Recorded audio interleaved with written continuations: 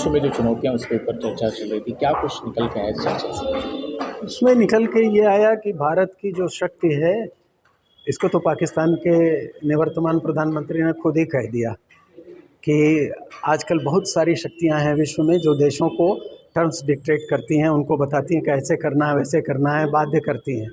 भारत को कोई बाध्य नहीं कर सकता।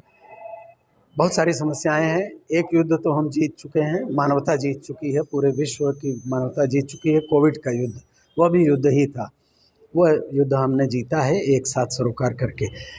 अभी जो रूस और यूक्रेन का युद्ध है, पाकिस्तान की जो राजनीतिक अस्थिरता का काल है, म्यांमार में रोहिंग्या की जो समस्या है, श्रीलंका में जो आर्थिक और सामरिक संकट है वो, और नेपाल का जो संकट होने जा रहा है, सामने दिखाई पड़ रहा है वो, और भारत की अर्थव्यवस्था और भारत की ओर सारे देश, सारे पड़ोसी, ये सारे समस्याग्रस्त देशों की निगाहें भारत की ओर लगी हुई हैं।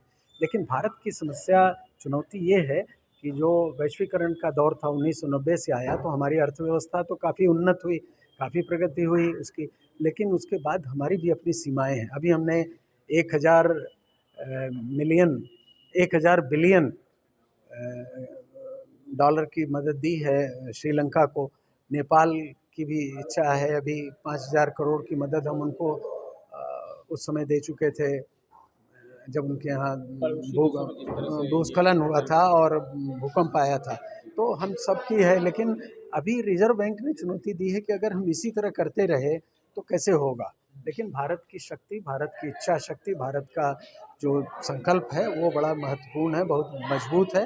पूरी दुनिया में भारत की जो साख बनी है, एक बड़े संयोग की, हर्ष की बात है कि इस समय हमारे पास दृढ़ इच्छा शक्ति वाली, दृढ़ राजनीतिक शक्ति वाली सरकार हमारे पास है। और सरकार और जो 135 करोड़ का एक एक आदमी है, वो सब मिल करके करेंगे तो इन समस्याओं से भारत का कोई बहुत नुकसान नहीं होने वाला है।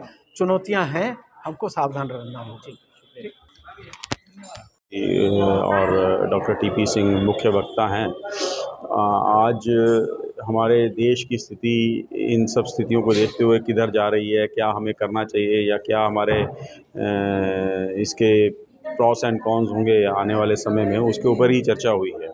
आज हमारा देश स्ट्रांगली पूरे विश्व में लीड कर रहा है और ऐसा कोई भय का वातावरण हमारे देश में नहीं है। हमारे पड़ोसी देशों में अराजकता इस वक्त है। पाकिस्तान बुरे दौर से गुजर रहा है, उसकी सरकार अभी कल ही बर्खास्त हुई है।